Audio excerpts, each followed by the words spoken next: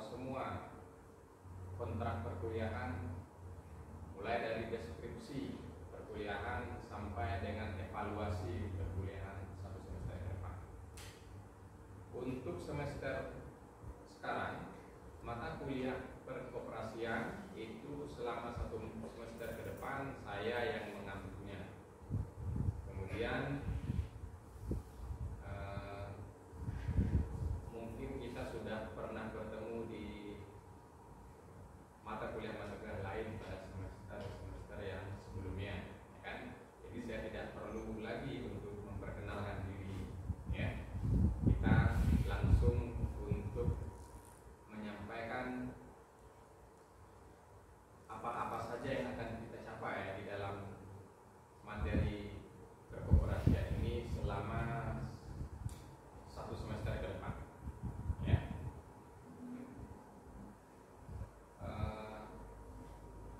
Kamu bisa melihat di layar proyektor ini, ya.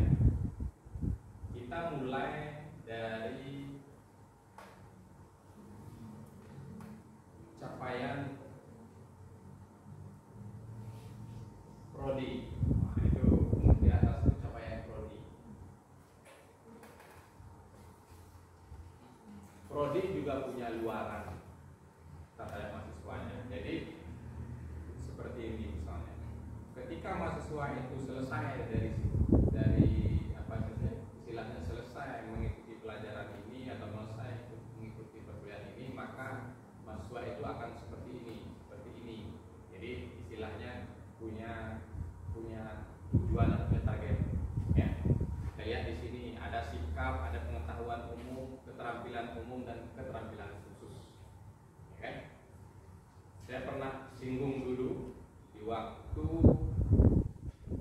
pembelajaran atau mata kuliah atau diskusi kita di luar mata kuliah ini, bahwa pembelajaran yang berhasil itu ada 3 aspek yang dilihat: secara kognitif, afektif, dan psikomotor. Begitupun yang kita lihat di sini. Kita lihat di sini di capaian prodi ada sikap. Sikap itu sama dengan afektif. Ya, afektif itu sikap. Ketika sudah keluar dari sini atau keluar dari pembelajaran ini, maka berubah tidak sikap siswa itu atau mahasiswa itu. Ada perubahan tidak terhadap dirinya. Nah, itu yang dilihat. Kemudian pengetahuan umum itu berkaitan dengan kognitif, sifatnya di dalam otak kita, berdiri di atau posisinya di pemikiran. Kita bisa menerjemahkan sesuatu, bisa menganalisis sesuatu, itu kognitif sebenarnya. Posisi ranahnya di sini, di pemikiran. Kemudian psikomotif baru keterampilan. Apa yang bisa kita lakukan setelah kita belajar, gitu kan? Apa yang bisa kita perbuat setelah kita keluar dari sini? Itu aspek yang dilihat dari capaian pembelajaran, capaian prodi. Sekarang capaian mata kuliah. Capaian mata kuliah di sini itu yang berkaitan dengan materi yang akan kita bahas dan materi yang kita pelajari selama satu semester ke depan. Selama satu semester ke depan, materi apa yang saja yang akan kita lakukan, materi apa yang saja kita bedah, kita analisis, maka itu harus tercapai. Kita lihat contoh yang pertama. Capaian mata kuliah 1, mahasiswa mampu menjelaskan pengertian ruang lingkup operasi. Berarti itu merupakan capaian yang pertama, bahwa mahasiswa itu mampu menjelaskan itu. Setelah belajar itu mampu dia menjelaskan ulang itu maksudnya. Jadi ketika dia sudah mampu menjelaskan ulang setelah belajar, maka secara otomatis sudah tercapai tujuan atau tercapai mata kuliah pembelajaran ini. Tapi kalau disuruh tidak mampu, belum tercapai. Jadi itu contoh capaian mata kuliahnya. Itu selanjutnya dengan materi-materi lain. kedua apalagi, yang ketiga apalagi, yang keempat apalagi, sampai kita habis semester selama lebih kurang 16 kali pertemuan, ya kan? Selanjutnya kita lihat lagi di sini ada deskripsi mata kuliah. Deskripsi mata kuliah ini merupakan narasi yang dikembangkan oleh, istilahnya oleh tenaga pengajar, atau narasi yang diutarakan di dalam RPS ini dan dilihat oleh mahasiswa. Misalnya di sini, mata kuliah ini menjelaskan tentang, jadi dinarasikan mata kuliah ini. Apa yang dijelaskan oleh mata kuliah ini, apa yang dilakukan atau apa yang ingin disampaikan, apa yang ingin dikerjakan di dalam kelas, dideskripsikan di dalam mata kuliah yang berkaitan dengan materi, mulai dari konsep, pengertian, ruang lingkup, ya kan, sampai ke materi yang terakhir. Nah, itu deskripsinya, deskripsi mata kuliah. Sekarang kita lihat materi pembahasannya atau pokok bahasa. Di sini bisa kamu perhatikan ada sekitar 14 materi di luar dari UTS dan UAS, ujian semester dengan ujian akhir. Saya lihat di sini ada pengertian koperasi, ruang lingkup koperasi, perkembangan koperasi di Indonesia, tentang aliran mazhab koperasi, partisipasi koperasi, organisasi koperasi, nilai-nilai dasar, perbedaan koperasi dengan badan usaha lain, organisasi koperasi dan struktur pasar, partisipasi anggota, pendirian dan pembuatan koperasi, anggaran dasar, anggaran rumah tangga, peran koperasi dalam kesejahteraan pembangunan nasional, dan yang terakhir adalah wirausaha koperasi, saya disingkat dengan WIRAKOP. Itu merupakan pokok bahasan yang akan kita kupas selama 1 semester ke depan, dan ini akan dibagi dalam setiap pertemuan perkuliahan. Bisa saja nanti satu materi 2 kali pertemuan, bisa dibahas dalam 2 minggu, kalau 1 seminggu 1 kali pertemuan, ya kan? Dua materi mungkin bisa 1 pertemuan. Ini tergantung melihat keadaan sub dari materi itu, berapa sub dia, ya kan?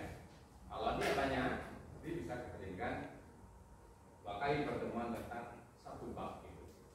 Kemudian lihat di sini, ini gambaran yang akan kita lakukan di dalam pembelajaran. Gambarannya, kalau di perkuliahan namanya RPS, kalau di tingkat sekolah namanya RPP, ya kan? Mungkin ada yang sudah kerja juga di sini kan, sudah paham tentang RPP. Nah, ini kita lihat di sini. Lihat di sini ada sebagai kemampuan akhir yang diharapkan, sub capaian mata kuliah. Nah, yang nomor paling pertama, kolom nomor 2, itu yang kita harapkan.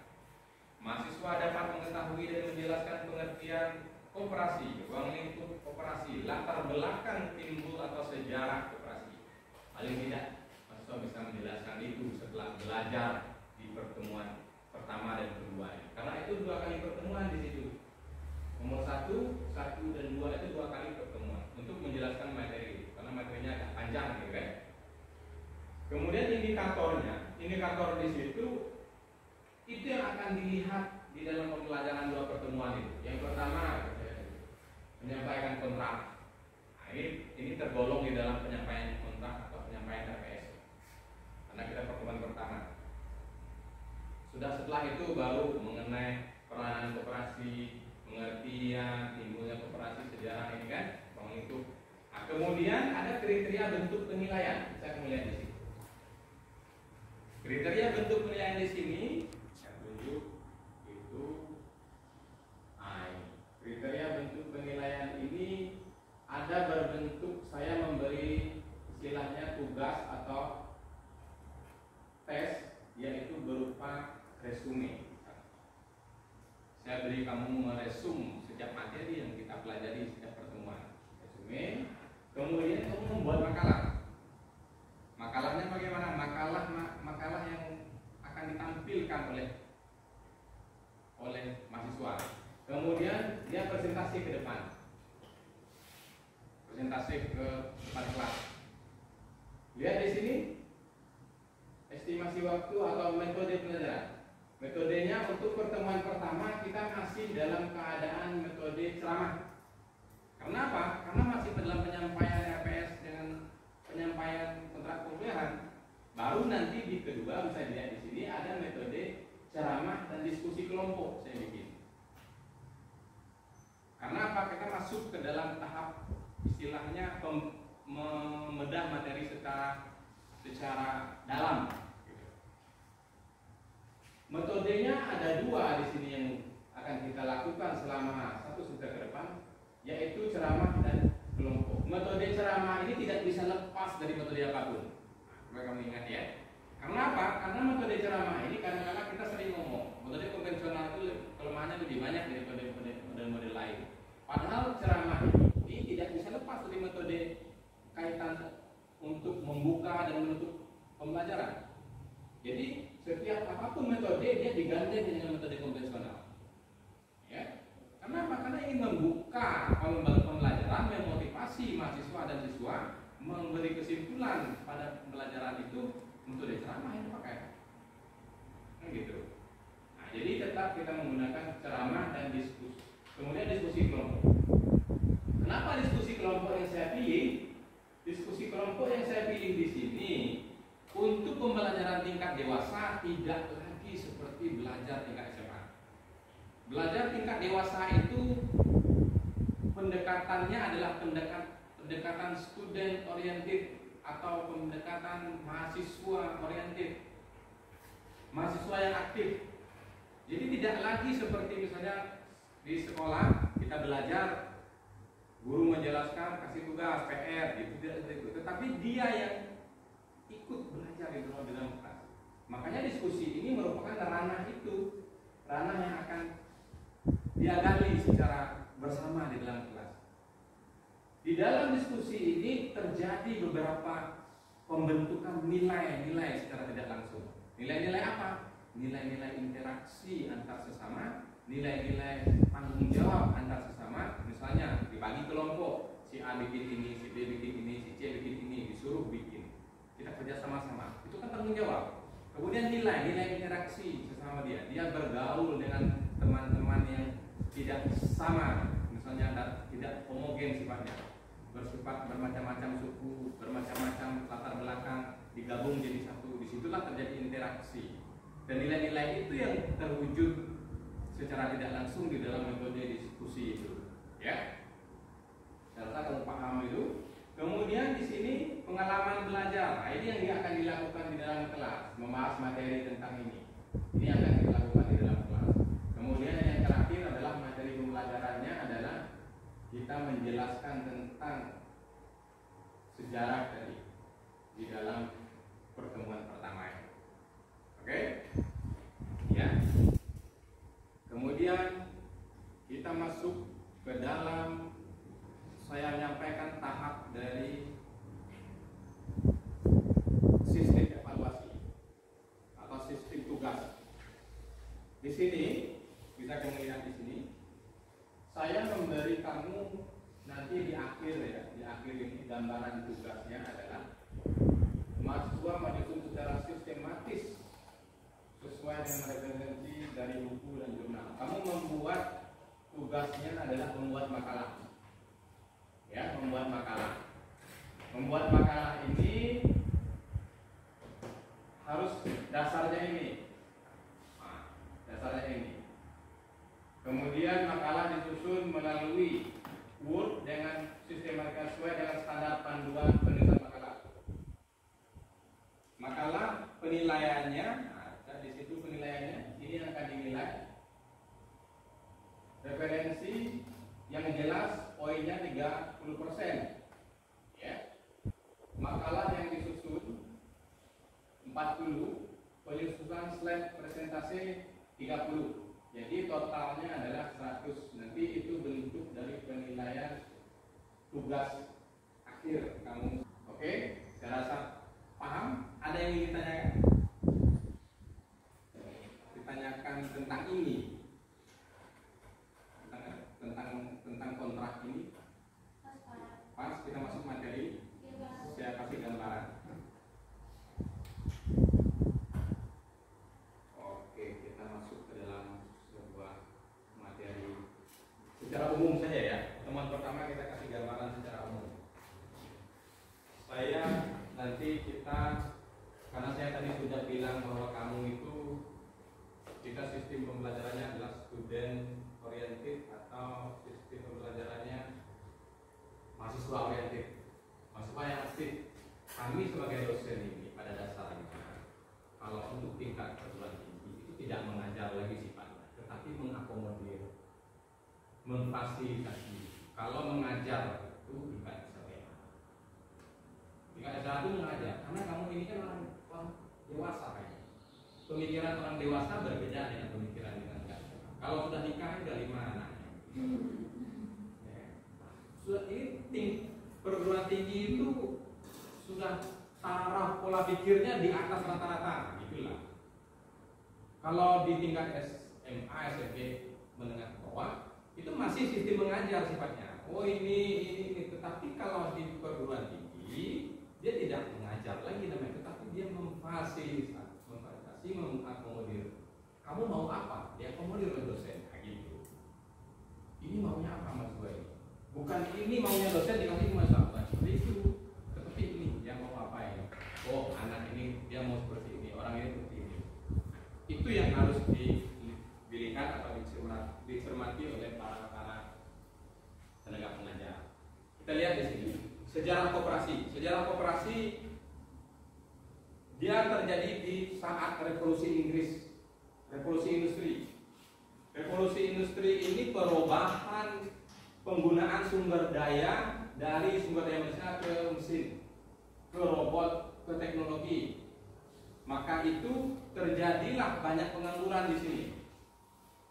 Kenapa? Karena istilahnya orang atau pengusaha kurang mau menggunakan tenaga manusia karena dia senang menggunakan teknologi yang lebih efektif, efisien, katanya kan. Istilahnya kalau robot, kalau mesin mengerjakan misalnya sebuah laptop itu dalam sehari bisa sampai 20 unit, 30 unit itu dikerjakan oleh mesin. Tetapi seseorang atau dikasih dengan orang belum tentu seperti itu. Misalnya 3 buah, 5 buah, gitu kan. Jadi lebih efisien pakai mesin. Nah, gitu. Itu yang terjadi pada saat itu. Kemudian dasar sejarahnya untuk mengurangi beban kehidupan karena beratnya kebutuhan sehari, maka beberapa orang di kota Rochdale, kota inilah di Inggris itu, di kota Rochdale inilah salah satu tempat mulanya embrio operasi itu muncul. Siapa yang mempelopori? Kita lihat di sini. Revolusi Inggris terjadi, ditemukannya banyak mesin-mesin baru pengganti tenaga manusia. Ini yang terjadi, pengangguran, susahnya meningkatkan hidup, jeratan lintas darat, permunculan lintas darat orang minjem uang, kemudian dibungakan. Di kota Rochdale pada tanggal 21 Desember 1844. Tanggal inilah atau bulan inilah, tahun inilah operasi mulai muncul, dipelopori oleh Charles Howard, William King, Robert Owen, dan 28 orang temannya. Mereka adalah pionir dari operasi itu muncul. Secara prinsip bahwa pada itu sistem ekonomi pada kala itu sistem ekonomi kapitalis dan sosialis. Jadi dia menentang sistem itu. Maka mereka membuat kelompok orang yang istilahnya orang-orang yang terzolimi gitu, kelompok orang yang di PHK lah. Dan sistem ekonomi pada kala itu adalah sistem kapitalis dan sistem sosialis. Itu pada prinsipnya. Kapitalis bagaimana? Yang kaya jadi makin kaya, yang miskin makin miskin gitu. Kalau sosialis itu dia bersifat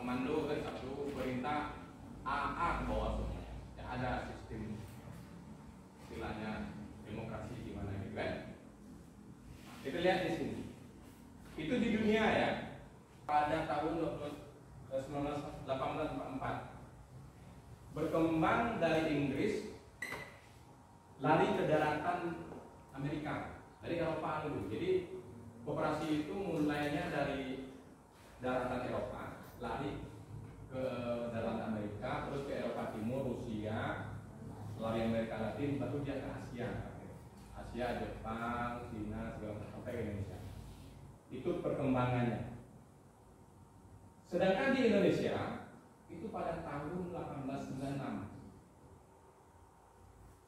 Dia masuk ke Indonesia 1896. 1896 ini jauh dari kata merdeka kita. Kita merdeka 1945. Sekarang 18, berarti hampir 2 abad. Berarti kita sudah lama bodoh, kan? Sudah lama bodoh kita dijajah oleh bangsa lain. 350 tahun setelah Belanda, habis itu Jepang, kita masih dalam kondisi di bawah cengkraman kolonial. Tetapi koperasi masuk. Dia dikenal dengan namanya bahasa Belanda Help and Spare Bank Pertolongan dan Simpanan. Karena apa? Karena pada kala itu koperasi ini masih dikelola oleh Belanda, tetapi cuma kita sebagai pekerja saja untuk mereka yang ambilnya. Patih Purwokerto bernama Raden Majapahit. Inilah orang yang pertama yang membawa koperasi atau yang dalam koperasi di Indonesia.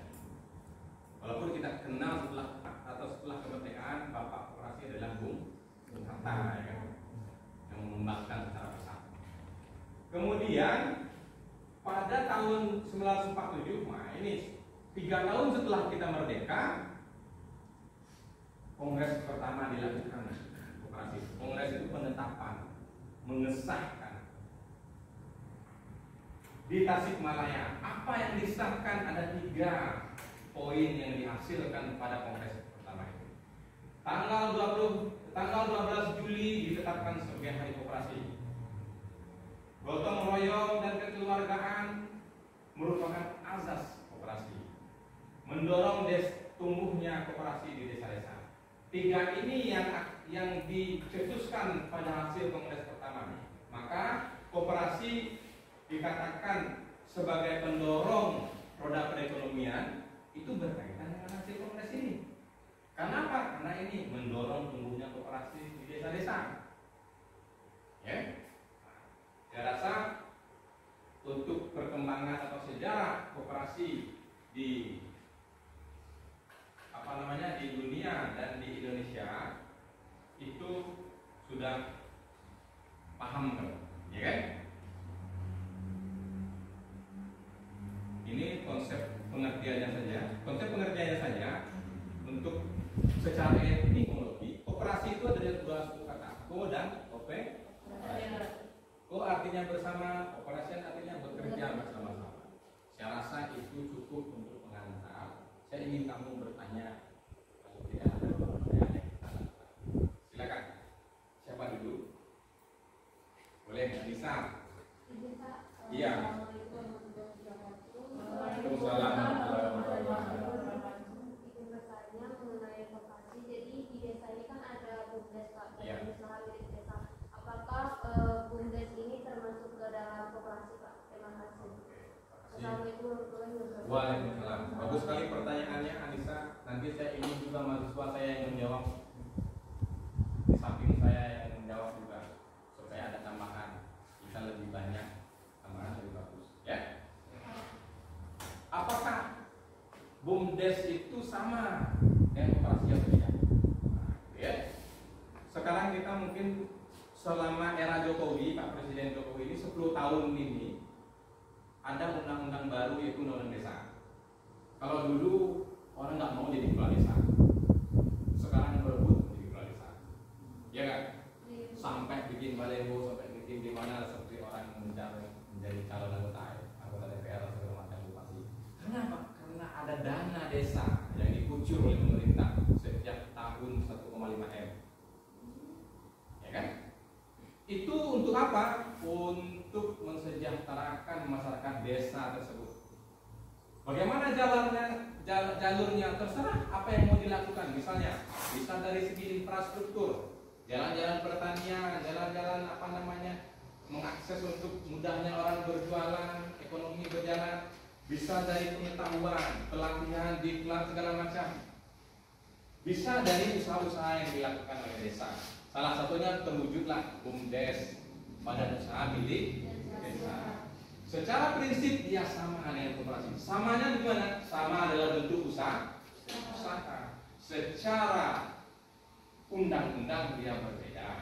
Dia BUMDes berada di bawah undang-undang desa. Sedangkan koperasi berada di bawah Undang-Undang Nomor 25 Tahun 1992.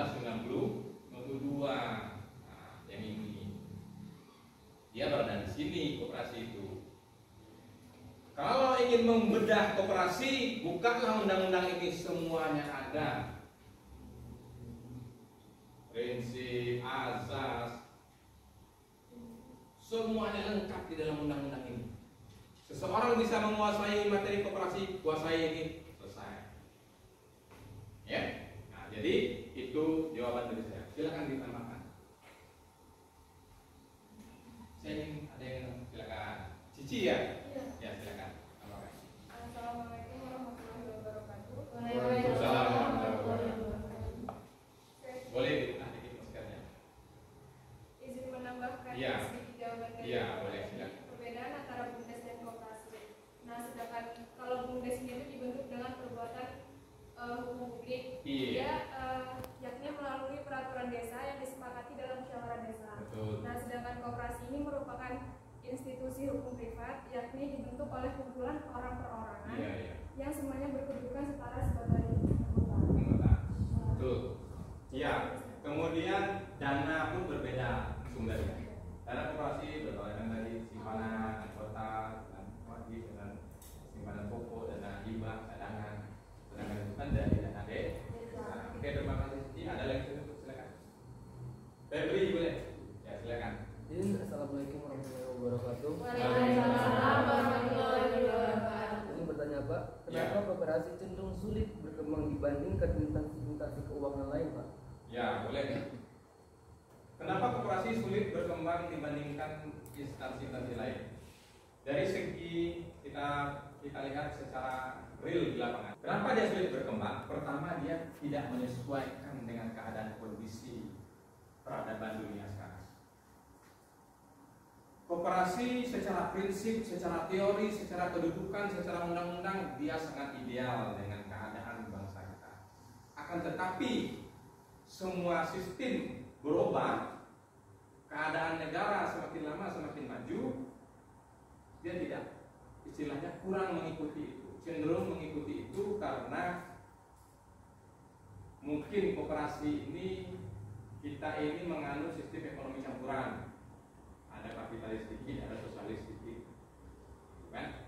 Pada idealnya koperasi itu menentang itu, kan gitu. Mau tidak mau dia dipaksa masuk, paksa dikawinkan di situ.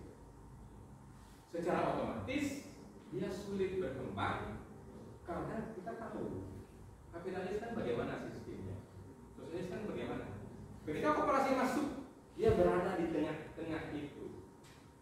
Pertama, dia kewalahan, kekurangan dari segi mungkin SDM, dari segi mungkin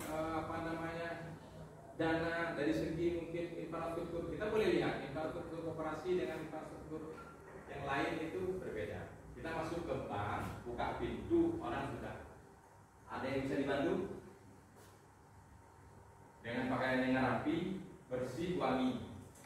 Masuk ke koperasi panas. Dulu di dalam, jangankan mau ditanya mau berapa, kadang dikasih tempat duduknya enggak. Kalau di badan lembaga keuangan lagi, diantar mau apa kita. Dari situ sudah kalah. Dari sisi pelayanan kita sudah berbeda. Apalagi dari sistem di dalam. Koperasi sifatnya sukarela, ya kan? Kalau itu dimasukkan ke dalam sistem yang sukarela sekarang mau makan apa kita kan? Timbang digaji orang. Kerja di situ digaji 500, 4 juta, 5 juta, dapat terus. Kita suka rela datang duduk, nanti pulang anak istri mau makan apa di rumah. Ada konsep-konsep itu yang harus dievaluasi. Ada konsep-konsep itu. Nah, kemudian kooperasi disitulah letak kelemahannya. Konsep-konsep itu mungkin kurang, bukan tidak bagus, tapi mungkin dievaluasi mengikuti peradaban keadaan sekarang. Misalnya kooperasi itu dibikin seperti sistem perusahaan, karyawannya pakai gaji, mungkin maju. Tidak sukarela, sukarela dari orang pamrih sekarang mau hidupnya susah ya kan? Iya benar. Mau jalan ke sini aja pakai motor sukarela. Iya. Saya ini apa namanya? Kadang berpikir juga tentang itu kan, jadinya. Jadi itu dipaksa, gitu kan? Nah, itu salah satu bentuknya berarti ya. Oke, saya rasa cukup saja kita hari ini, ya. Mungkin kita akan bedah lagi secara dalam di pertemuan-pertemuan berikutnya. Terima kasih kepada semua mahasiswa saya yang aktif dan yang hebat-hebatnya. Nanti di pertemuan berikutnya kita akan bedah secara detail, secara dalam, dan kamu yang akan mempresentasikan depan. Di samping saya untuk menjelaskan dan menambahkan. Karena pada idealnya pembelajaran yang dalam dewasa adalah pembelajaran yang dikuasai oleh mahasiswa, bukan dikuasai oleh tenaga pengajar atau dosen. Ya. Terima kasih, salam sehat semuanya. Saya akhiri, wabillahi taufiq wal hidayah. Assalamualaikum warahmatullahi wabarakatuh. Waalaikumsalam.